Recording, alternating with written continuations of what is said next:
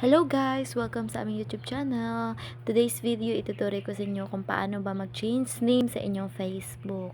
So una guys, pindutin nyo yung may ano dun, ayan, menu, ano tawag nyan. Then ito yung lalabas, scroll down, then settings and privacy. Hanapin nyo lang.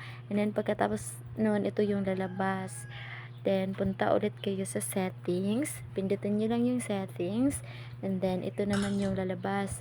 Pagkatapos nyan guys, pindutin nyo lang yan sa gitna. Yang sa may binilugan ako guys. Pindutin nyo lang yan sa gitna.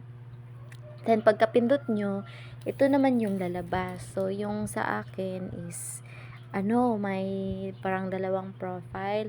Kasi, yan, profile ko sa Facebook at saka sa Instagram. Then, yung binilugan ko, pindutin nyo lang yan. Pagkatapos nyong mapindot, ito naman yung lalabas. Then, pipiliin nyo lang yung Facebook. Of course, 'di ba? Yung my Facebook 'yan.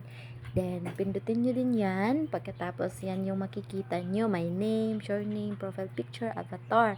So, ayan. Pindutin natin yung name. Kasi name yung ating, papalitan.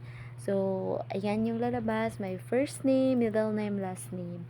So, fill upan nyo lang or fill outan nyo lang kung ano yung i-change nyo sa inyong mga pangalan. Char.